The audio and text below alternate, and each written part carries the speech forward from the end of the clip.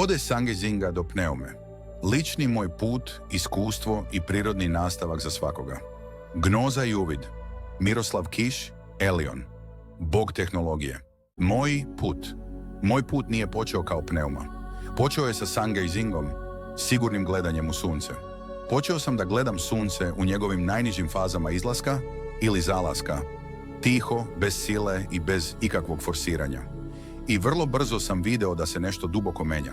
Video sam da deluje. Moje iskustvo Sangezinga od 2009. do sredine 2012. Nisam osjećao potrebu za hranom. Uzimana je povremeno, ne iz potrebe, već radi balansa energije. Od 2010.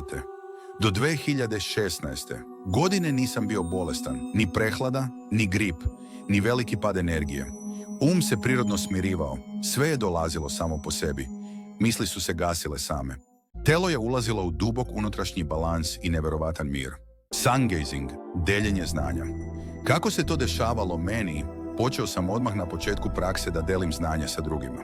Na hiljade ljudi je praktikovalo Sungazing i mnogi su se sami uverili u njegove efekte koje i danas prate kroz moje objave i delovanje. Kako se Sungazing radi bezbedno? Sungazing se uvek radi u bezbednim vremenskim okvirima. Leti, prvi sat nakon izlaska sunca ili posljednji sat pre zalaska. Zimi, kada je sunce prijatno za oči i nije prejako. Gleda se opušteno, bez naprezanja, bez sile, bez žurbe. Ako je prijatno očima nam, ispravno je. Ako nije, da nam prekida se. Sungazing, progresija prakse.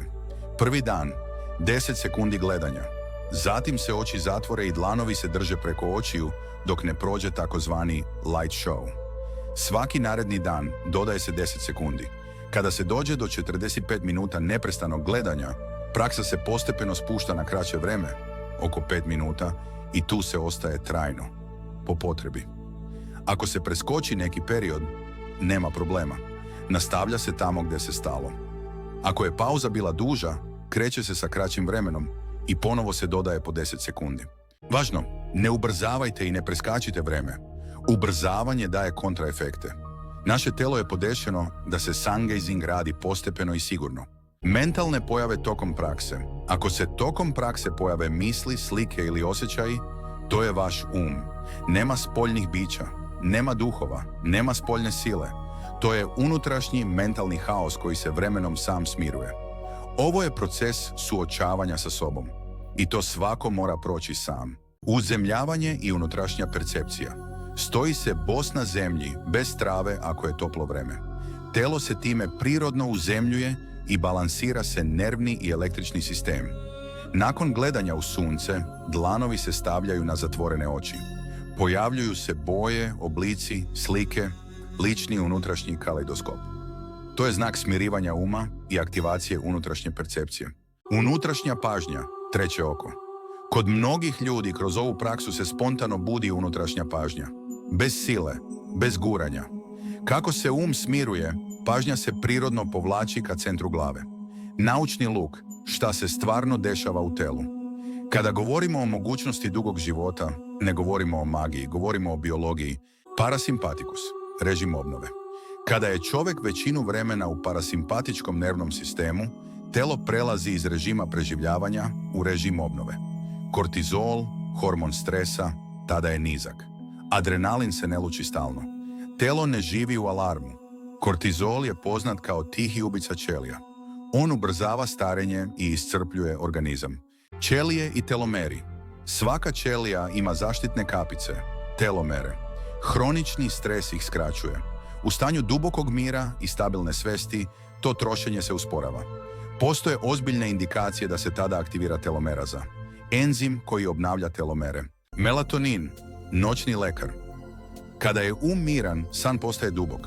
Pinealna žlezda luči melatonin, hormon obnove i podmlađivanja.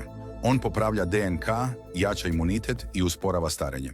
Serotonin, dnevna stabilnost. Danju se luči serotonin, ne samo hormon sreće, već stabilnosti i zadovoljstva. Kada je on stabilan, nema unutrašnje borbe i telo se ne troši. 150 godina, potencijal, ne obećanje.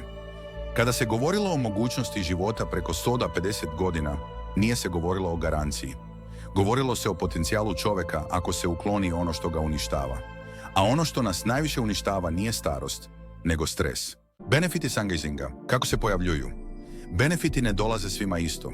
Svi smo različiti.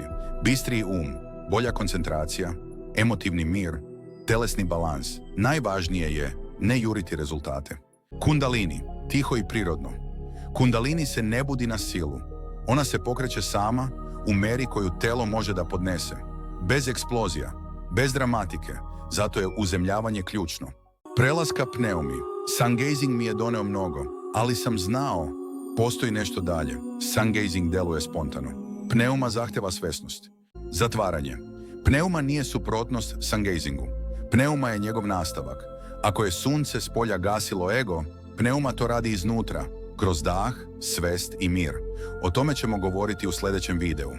Gnoza i uvid, Miroslav Kiš, Elion. Bog tehnologije.